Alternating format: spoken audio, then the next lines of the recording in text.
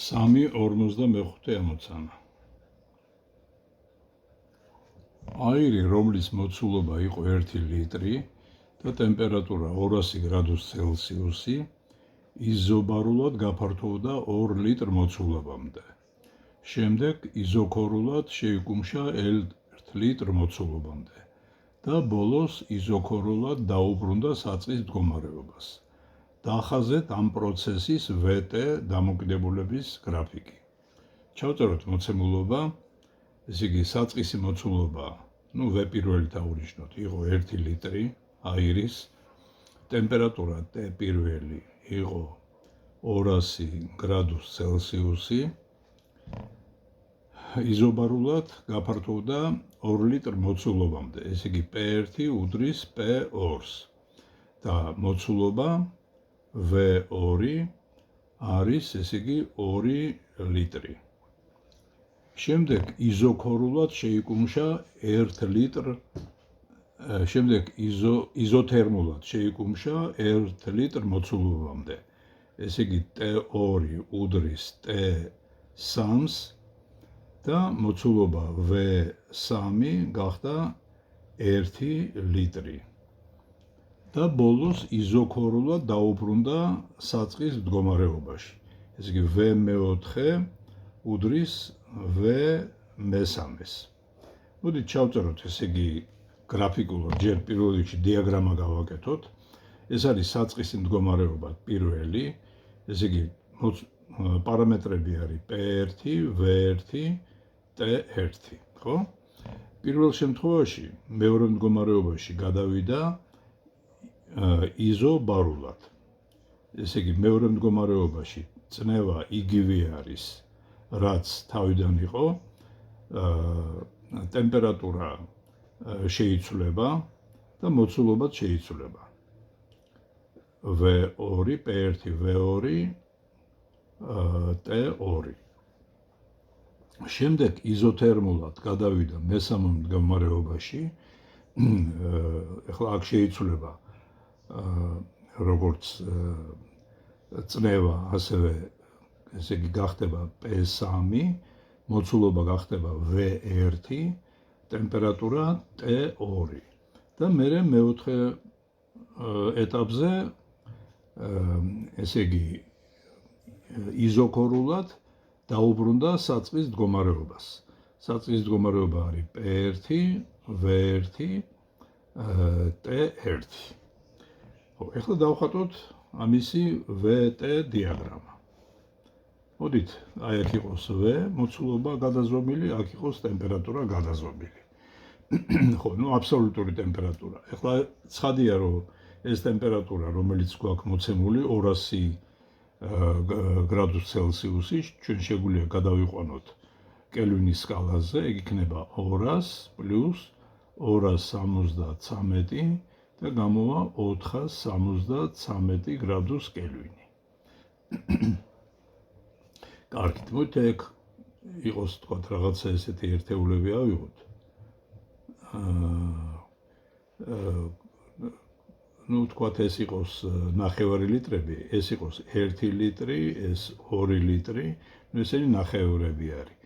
ტემპერატურები, თქვათ, აქ იყოს, თქვათ, T1 ტემპერატურა, აქ T2 ტემპერატურა, აქ რაღაცა T3 ტემპერატურა, თუ დაგჭირდა. ესე იგი, საწყისი მდგომარეობა ჩვენ გვაქვს ეგეთი. აი ამ VT დიაგრამაზე, აი ეს არის პირველი წერტილი.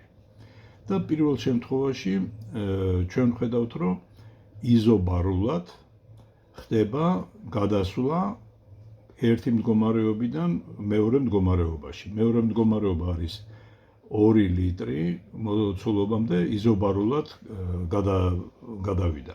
ესე იგი, როდესაც წნევა არის მუდმივი, მაშინ ჩვენ გვაქვს დამოკიდებულება მოცულობასა და ტემპერატურას შორის არის ეგეთი. V არის ტემპერატურის პირდაპირ პროპორციული. V არის AT. ამიტომ, ესე იგი, ეს იქნება აი ასეთი მდგომარეობა, ესე იგი, ეს იყო მეორე მდგომარეობა იქნება ესეთი და ტემპერატურა ცხადია აქ ორჯერ გაიზრდება, რადგან მოცულობა ორჯერ გაიზარდა. ნუ ეს შეგვიძლია დავადგინოთ ესეთნაირად, რომ V1 T1-ზე უდრის V2 T2-ზე. ნუ V1 იყო 1 შეფარდებული T1-ზე, ეს არის 2 შეფარდებული T2-ზე. ამიტომ T2 არის 2-ჯერ T1-ის ტოლი. ეს არის მეორე მდგომარეობა. ეს პირველი მდგომარეობა, ეს მეორე მდგომარეობა. შემდეგ ჩვენ გვაქვს რომ ესე იგი იზოთერმულად, ესე იგი ტემპერატურის შეუცვლელად გადავიდა მდგომარეობაში და სადაც მოცულობა არის 1 ლიტრი. ესე იგი ეს ნიშნავს რომ აი აქედან ჩამოვიდა აი ამ მდგომარეობამდე. ეს არის მესამე მდგომარეობა. ხო, ნუ 1 ლიტრი მოცულობამდე ტემპერატურა არ შეცვლილა. და მერე ესე იგი იზოქორულად მოცულობის შეუცვლელად დაბრუნდა საწყის მდგომარეობაში. აი ესეთი დიაგრამა გვექნება. 3:46 ამოცანა. აირი, რომლის ტემპერატურა 100 კელვინია და წნევა 1 ატმოსფერო, იზობარულად გათბა 300 კელვინამდე. შემდეგ მისი მოცულობა იზოთერმულად შემცირდა 3-ჯერ და ბოლოს იზოქორულად დაუბრუნდა საწყის მდგომარეობაში. დახაზეთ ამ პროცესის PT დამოკიდებულების გრაფიკი. ჩავწეროთ ისევ მოცემულობა. ეს იგი ტემპერატურა T პირველი იყო 300 კელვინი, წნევა P პირველი იყო 1 ატმოსფერო. იზობარულად გათბა 300 კელვინამდე. ეს იგი P მეორე არის P პირველი, ხოლო T მეორე ისა ხო, T მეორე არის არა, თავიდან 100 კელვინი იყო ბოდიში. ტემპერატურა T1 იყო 100 კელვინი და მერე გათბა 300 კელვინამდე. 300 კელვინი არის.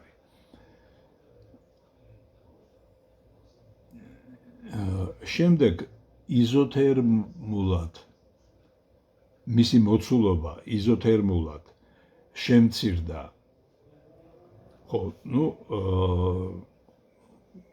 კი ბატონო, იზოთერმულად შემცირდა 3-ჯერ, ესე იგი V3 არის V2-ს მესამედი. და მერე ბოლოსში იზოქორულად დაუბრუნდა საწყის მდგომარეობას. V4 უდრის V3-ს. უნდა დავხატოთ PT დიაგრამა. PT დიაგრამა. გრაფიკი უბრალოდ. ახლა დავხატოთ მოდი დიაგრამა. პირველი მდგომარეობა. პირველ მდგომარეობაში გვაქვს პარამეტრები P1, V1, T1. პირველი მდგომარეობიდან მეორე მდგომარეობაში გადავიდა იზობარულად. ასე კი ეს ნიშნავს, რომ მეორე მდგომარეობაში წნევა არის იგივე რაც იყო, ტემპერატურა რადგან გაიზარდა, ეს ნიშნავს მოცულობაც გაიზრდება V2 და ტემპერატურა გახდა T2.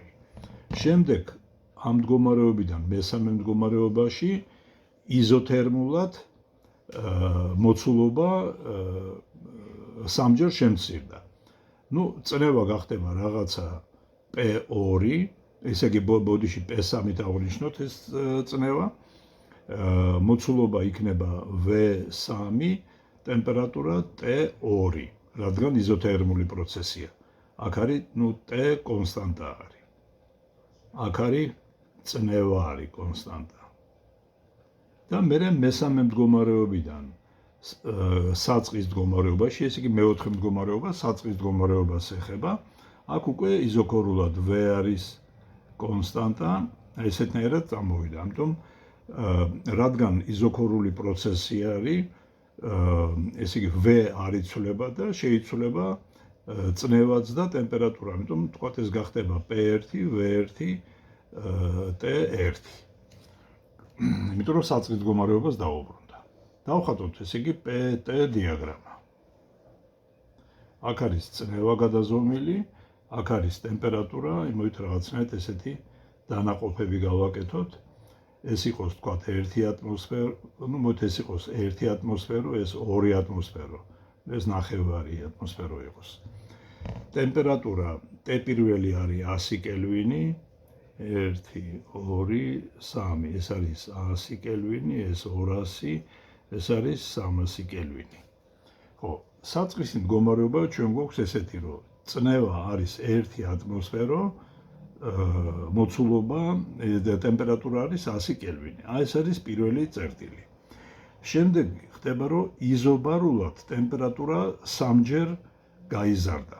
ესე იგი, რადგან წნევა არ იცვლება, ამიტომ გვექნება ესეთი ჰორიზონტალური ხაზი, ესე იგი და ასეთნაირად მოვალთ ჩვენ მეორე მდგომარეობამდე. ეს არის მეორე მდგომარეობა, იზობარულად გადავიდა აქ. შემდეგ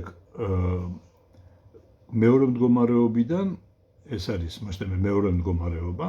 შემდეგ მეორე მდგომარეობიდან მესამე მდგომარეობაში გადასვლისას მოცულობა შემცირდა, რადგან მოცულობა შემცირდა 3-ჯერ, ესე იგი იზოთერმული პროცესის დროს ვიცით რომ PV არის კონსტანტა, ხო?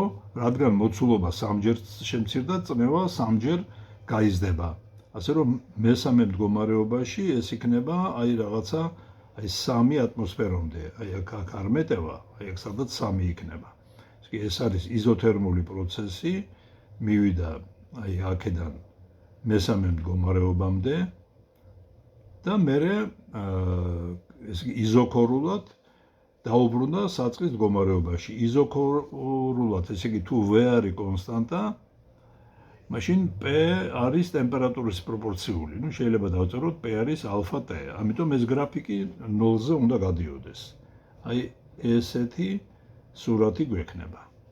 ეხლა ის რომ აქ წნევა 3-ჯერ მეტია, მე ეს დავადგინე იზოთერმული პროცესიდან. კერძოდ მეორე მდგომარეობაში წნევა არის თქვათ P2 მოცულობა V2, ეს არის P3 V3 სტოლი.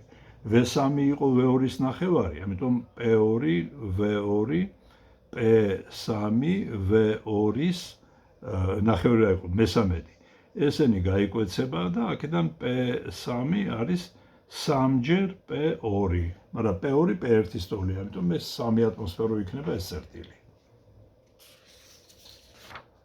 კარგით, ესე იგი ეგ იყო 46. ეხლა 3-ის 47-ია მოცანა. აირი, რომლის ტემპერატურა 50 კელვინია და წნევა 2 ატმოსფერო, იზოთერმულად გაფართოვდა ისე, რომ მისი წნევა გახდა 1 ატმოსფერო. იზობარულად გათბა ისე, რომ მისი მოცულობა 3-ჯერ გაიზარდა. შემდეგ კი იზოქორულად გათბა 300 კელვინამდე და ბოლოს იზობარულად დაუბრუნდა საწყის მდგომარეობას. დაახაზეთ ამ პროცესის PT დამოკიდებულების გრაფიკი. ჩავწეროთ პირობები. ტემპერატურა T1 იყო 50 კელვინი, წნევა P1 იყო 2 ატმოსფერო. მერე იზოთერმულად გაფართოვდა, ისე რომ წნევა გახდა 1 ატმოსფერო. ესე იგი P2 არის 1 ატმოსფერო, ხოლო ტემპერატურა T2 არის, ესე იგი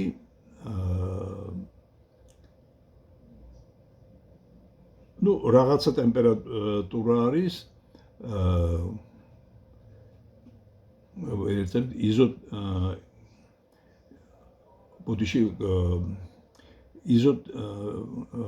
აირი, რომლის ტემპერატურა იზოთერმულად, ესე იგი T2 არის T1 სტოლი. T2 არის T1 სტოლი. კი ბატონო, შემდეგ იზობარულად გათბა, რომ მისი მოცულობა 3-ჯერ გაიზარდა. ესე იგი V3 არის 3-ჯერ V2 სტოლი. შემდეგ იზოქორულად გათბა 300 გრადუს კელვინამდე. ესე იგი V4 ეს არის V3 სტოლი, რადგან მოცულობა არ იცვლება, ხოლო ტემპერატურა T4 არის 300 გრადუს კელვინი. და ბოლოს იზობარულად დაუბრუნდა საწყის მდგომარეობაში. ესე იგი მეხუთე მდგომარეობა უდრის წნევას მეოთხე მდგომარეობაში და ტემპერატურა მეხუთე მდგომარეობაში იგივე რაც ეს რა თქმა უნდა P1 არის, ტემპერატურა მეხუთე მდგომარეობაში არის პირველი მდგომარეობის ტემპერატურის სტოლი. ჩავწეროთ ისევ ჯერ ესეთი დიაგრამა, აი პირველი მდგომარეობა ჩვენ გვაქვს P1, V1, T1. ეხლა პირველი პროცესი არის იზოთერმული. ესე იგი აქ არის T კონსტანტა. და მეორე მდგომარეობაში წნევა გახდა 1 ატმოსფერო. ესე იგი ეს არის P2, მოცულობა არის V2, ტემპერატურა არის T1-ის ტოლი, დაემთხვა საწყის ტემპერატურას. შემდეგ, ეს იყო იზოთერმული პროცესი. შემდეგ მეორე მდგომარეობიდან მესამე მდგომარეობაში გადავიდა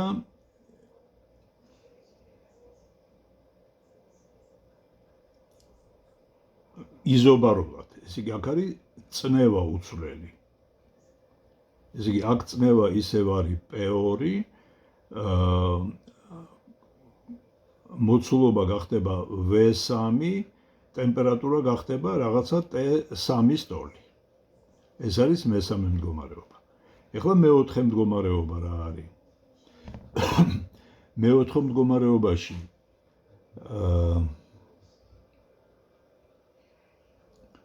იზოქორულად გათბა 300 კელვინამდე. აქ არის V კონსტანტა. აქ მოცულობა ისევ V3 არის. შემდეგ იზოქორულად გათბა 300 კელვინამდე. ტემპერატურა არის T4, ну წნევა რაღაცა P4 არის.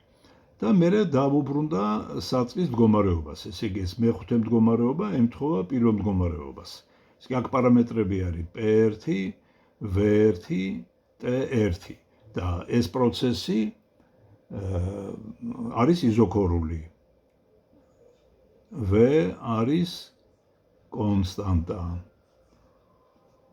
არა, იზობარულად, ესე იგი წნევა არის კონსტანტა ბოლოში.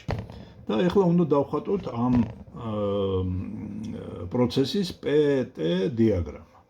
მოდით, ესე იგი ეგ იყოს წნევა, აქ იყოს ტემპერატურა, აქ წნევა. ხო, ეგ თქვათ ეს იყოს 1 ატმოსფერო, აქ არის 2 ატმოსფერო, აქ არის თქვათ 3 ატმოსფერო. ну ალბათ შეიძლება გვეყოს ესე იგი ეგა. ტემპერატურა თქვათ ეს არის 50 კელვინი, ეს არის 100, ეს არის 150, ეს არის 200, ეს არის 250 და ეს არის 300 კელვინი. აი ესეთი სკალა ავიღოთ. ესე იგი პირველი მდგომარეობა ჩვენ გვაქვს ესეთი. წნევა არის 2 ატმოსფერო, აი აქ ვართ, ესე იგი და ტემპერატურა არის 50 კელვინი. ეს არის პირველი წერტილი. შემდეგ იზოთერმულად ესე იგი ტემპერატურის შეუცვლელად წნევა შემცირდა 1 ატმოსფერომდე. ესე იგი ну რადგან იზოთერმული პროცესი არის, ესე იგი ჩვენ უნდა ვიმოძრაოთ აი ამ ვერტიკალზე, ესე იგი აქედან აქეთ მოვედით და მოვედით აი მეორე მდგომარეობაში იზოთერმულად 1 ატმოსფერომდე. აგერ არის 1 ატმოსფერო. შემდეგ ხდება უცვლელი წნევის პირობებში მოცულობის გაზრდა 3-ჯერ. ესე იგი თუ P არის კონსტანტა, მაშინ V გაყოფილი T-ზე არის ასევე კონსტანტა. ამიტომ თუ მოცულობა 3-ჯერ გაიზარდა, ესე იგი ეს ნიშნავს, რომ ტემპერატურაც 3-ჯერ გაიზრდება. ესე იგი ჩვენ ესე იგი აქედან წნევის შეუცვლელად, ესე იგი ესე მივდივართ იმ წერტილამდე, სადაც 3-ჯერ იზრდება ტემპერატურა. ну რადგან მოცულობა 3-ჯერ გაიზარდა, ამიტომ ტემპერატურაც 3-ჯერ გაიზარდა. ესე იგი მოვედით ეს იყო პირველი წერტილი, მეორე მოვედით აი მესამე წერტილში. მესამე წერტილიდან მეოთხე წერტილში იზოქორულად გადავდივართ ისე, რომ ну აქ მოცულობა აღარ იცვლება, იზოქორულად გადავდივართ ისე, რომ ტემპერატურა იცვლება 300 კელვინამდე. ესე იგი იზოქორული პროცესი PT დიაგრამაზე, აი თქვა თუ V არის კონსტანტა, მაშინ P გაყოფილი T-ზე არის ასევე კონსტანტა. ანუ ეს ნიშნავს, რომ დავწეროთ P არის ალფა T, ალფა რაღაც კოეფიციენტი არის. ეს ნიშნავს, რომ P T-ზე წრფივად, აი პირდაპირ პროპორციულად არის დამოკიდებული. და ესე იგი ეს უნდა მივიდეთ ისეთ წერტილამდე, რომ ტემპერატურა უნდა გაიზარდოს 300 კელვინამდე. აი ეს არის მეოთხე წერტილი. და ბოლოს იზობარულად წნევის შეუცვლელად უნდა დაუბრუნდეთ საწყის მდგომარეობაში. აი ესეთი დიაგრამა გვექნება. კარგით, ახლა 3-52 ამოცანა. რამდენი მოლეკულაა 2 მეტრ კუბ აირში, თუ მისი წნევა 2,5 ატმოსფერო და ტემპერატურა 27 გრადუს ცელსიუსი. ესე იგი მოცემულია, რომ V არის 2 მეტრ კუბი, წნევა P არის ესე იგი 2,5 ატმოსფერო და ტემპერატურა T არის 27 გრადუს ცელსიუსი. და რამდენი ცალი მოლეკულა არის? N-ს გვეკითხებიან. ნუ ჩვენ ვიცით კლაპერონ-მენდელეევის განტოლება. PV ეს არის N-ი შეფარდებული NA-ზე RT. ნუ რო გადავიყვანოთ ტემპერატურა კელვინის სკალაზე, ტემპერატურა გამოვა 27 პლუს 273, ეს გამოვა 300 გრადუს კელვინი და აქედან ნუ 1 ატმოსფერო ეს არის დაახლოებით 10^5 ნიუტონი გაყოფილი მეტრ კვადრატზე. ნუ ავოგადროს რიცხვიც ვიცით, R-იც ვიცით, უნივერსალური გაზური მუდმივა და აქედან N-ს დავადგენთ. N იქნება PV გამრავლებული NA-ზე შეფარდებული RT-ზე. აი ამ ფორმული დავადგენთ მოლეკულების რაოდენობას. ახლა 59.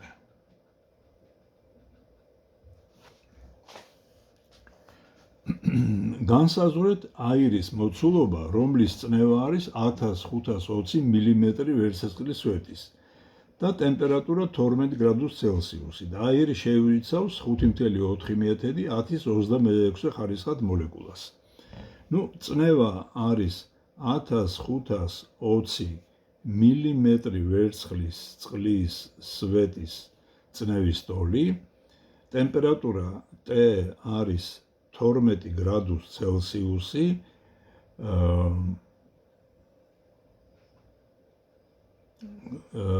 ესე იგი მოლეკულათა რაოდენობა არის 5,4 ხარისხად და ასეთი აირის მოცულობა უნდა დავადგინოთ.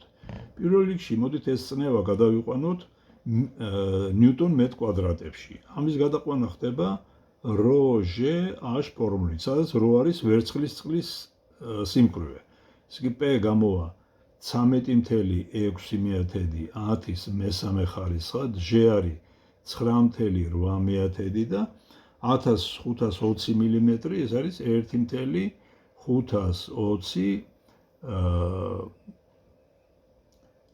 1520, ხო? მეტრი.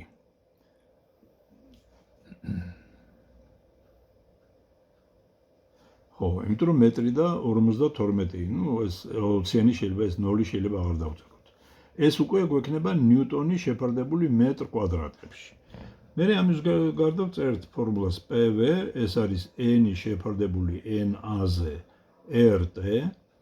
ნუ ტემპერატურაც უნდა გადავიყვანოთ კელვინებში, ეს იქნება 12 პლუს 273, ეს არის 285 კელვინი. აქედან მოცულობა გამოვა NRT შეფარდებული PNA-ზე. აი ეს არის პასუხი. 3-50. რამდენი ელექტრონია ერთ ლიტრ ჟანგბადში, თუ მისი წნევა უდრის 10 ატმოსფეროს და ტემპერატურა 200 გრადუს ცელსიუსს. ესე იგი ჩვენ გვაქვს ჟანგბადი, ესე იგი O2, რამდენი ელექტრონია. ეს იგი მოცულობა არის 1 ლიტრი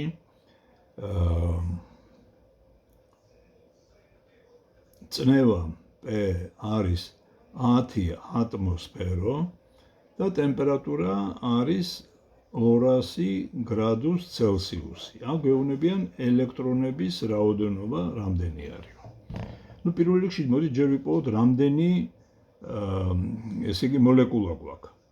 ამისათვის დავწეროთ ფორმულა PV არის n შეფარდებული n-აზე RT. აქედან n-ს დავადგენთ, ეს არის PVNA შეფარდებული RT-ზე და ეხლა თითოეულ მოლეკულაში ჯერ 2 ატომია და თითო ატომში არის 16 ელექტრონი. ამიტომ ელექტრონების რაოდენობა n ელექტრონებისა იქნება 32 ჯერ მოლეკულების რაოდენობა. რა თქმა უნდა, ტემპერატურა უნდა გადავიყვანოთ კელვინებში. ეს არის 200 პლუს 273 არის 473. მოცულობა 1 ლიტრი მეტრ კუბებში, ეს არის 10 მინუს 3 ხარისხად მეტრ კუბი. 10 ატმოსფერო, ეს არის 10 ჯერ 10-ის მე-5 ხარისხად ნიუტონი მეტრ კვადრატზე. ესეთნაირად დავადგენთ ელექტრონების რაოდენობას. კარგით, 3-ის 51 ამოცანა. ბალონში არის ნახშირმჟავა, ეს იგი CO2, რომლის სიმკვრივეა 0,05 გრამ, სიმკვრივე არის 0,05 გრამი სანტიმეტრ კუბზე. რა ტემპერატურაზე შეიძლება გასკდეს ბალონი, თუ იგი არაუმეტეს 30 ატმოსფეროს უძლებს. ესე იგი, წნევა, კრიტიკული წნევა, ეს არის 30 ატმოსფერო და რა ტემპერატურამდე შეიძლება გავაცხელოთ, ესე იგი, ეს აირი. ისევ წერთ PV, ეს არის m შეფარდებული μ-ზე RT, ესე იგი, მასა არის ρ გამრავლებული v-ზე, შევიტანოთ აქა, PV ეს არის ρ-v შეფარდებული μ-ზე RT, ეს მოცულობები გაიკვეცება. აქედან ტემპერატურას დავადგენთ ფორმულით P გამრავლებული μ-ზე შეფარდებული R-ზე. ხო და რო გამომრჩა, ესე იგი P μ R-ი როზე.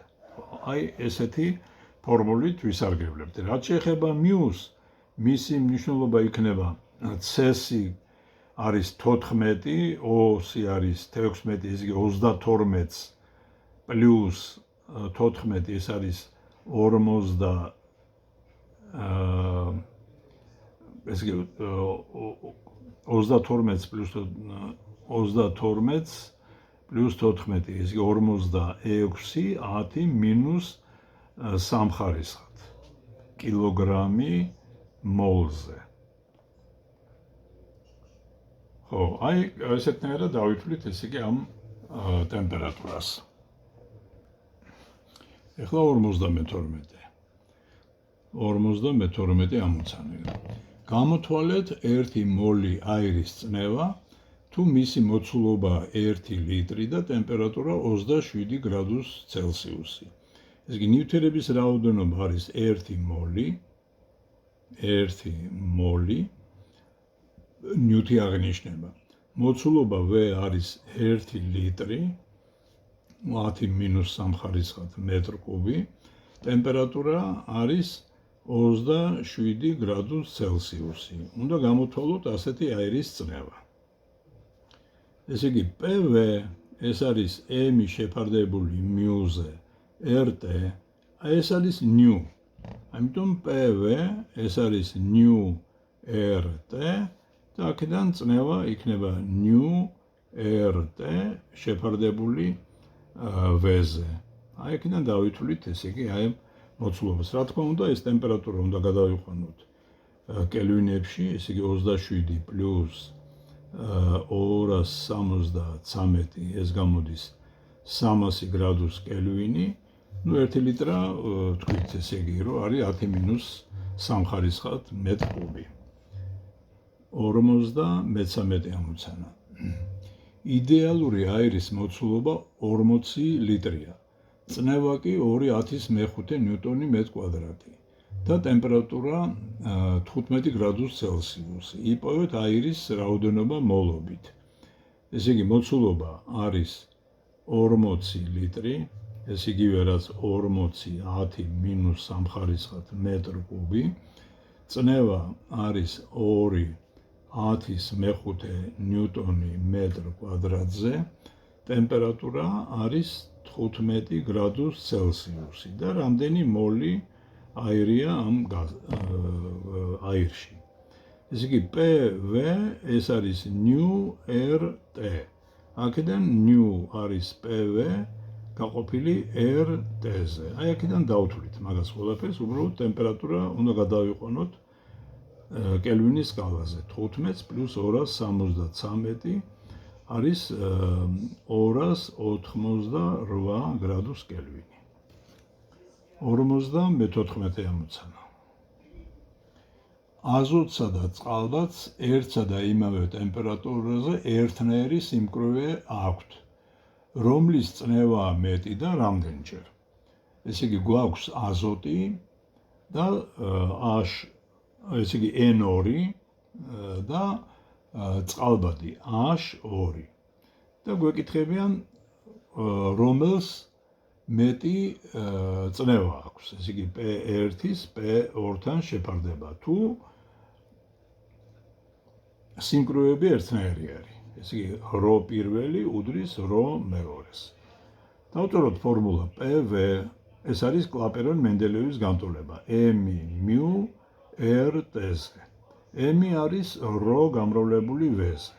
ამიტომ PV ეს არის ρ V-ზე μ-ზე RT და V-ები გაიკვეცება და ფორმულა გვექნება ეგეთი. P არის ρ μ-ზე RT.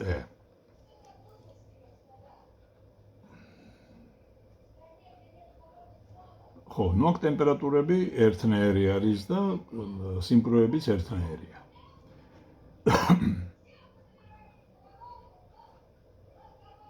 ხო, ეხლა ეს დავწეროთ ფორმულა ჯერ პირველი აირისთვის P1 ρ1 μ1 RT1 და P2 არის ρ2 μ2 RT2. შევაფარდოთ ერთმანეთზე P1 P2-ზე იქნება, ნუ როები გაიკვეცება, RT1 RT2-თან გაიკვეცება, იქნება μ2 μ1-თან. ნუ პირველი აირი ეგ იყოს აზოტი, მეორე იყოს ესე იგი წყალბადი. ამიტომ μ2 იქნება 2/10 - 3 ხარისხად, აზოტი იქნება 28/10 - 3 ხარისხად. ეს გაიკვეცება 1/14 დაგვრჩება.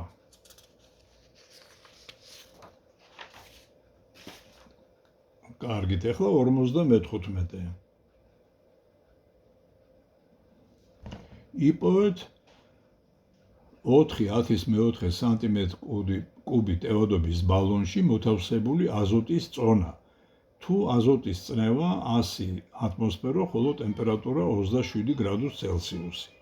გვაქვს მოცულობა, რომელიც არის 4/10 მეოთხე ხარისხად სანტიმეტრ კუბი.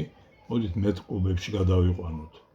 ესე იგი 1 სანტიმეტრ კუბში არის 10 - 6 ხარისხად მეტრ კუბი. ამიტომ 10 - 6-ზე გავამრავლე. ხო. აზოტის წნევა P არის 150 ატმოსფერო, ნუ ეს არის 150 10 მეხუთე ხარისხად ნიუტონი მეტრ კვადრატზე. ტემპერატურა T არის 27 გრადუს ცელსიუსი. ესე იგი T დიდი კელვინებში იქნება 27 + 273, ეს არის 300 გრადუს კელვინი, ხო? გავყოთ კი რა, რას გვეკითხებიან? ნუ გვეკითხებიან წონას. ნუ მოდით ეს ავნიშნოთ, mg იქნება წონა ამ შემთხვევაში. ეს კი pv ეს არის m μ-ზე rt, ხო, ნუ აქ აზოტი არის. აზოტის მოლეკულა არის n2. მისი მოლური მასა არის 28 10-3 კილოგრამი მოლზე. აქედან მასას ვიპოვით m არის pv μ შეფარდებული rt-ზე, ხოლო mg იქნება pv μg შეფარდებული rt-ზე. 56 ამოცანა.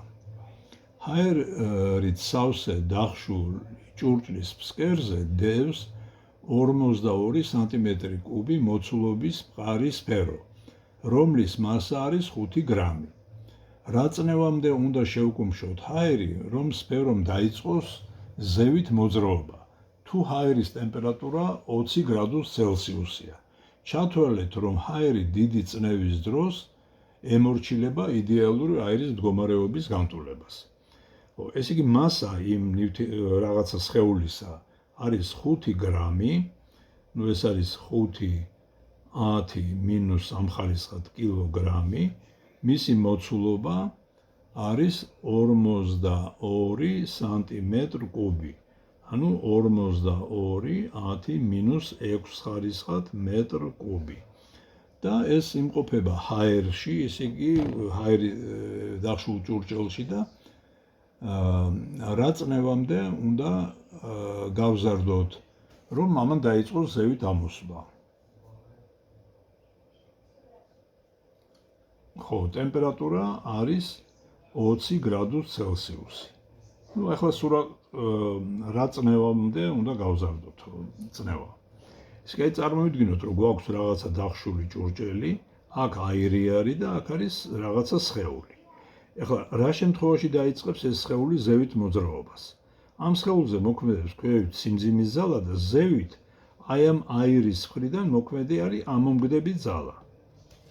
თუ ამომგდები ძალა გაუტოლდება ან ოდნავ გადააჭარბებს mg-ს, მაშინ დაიწყებს ეს ზევით მოძრაობას.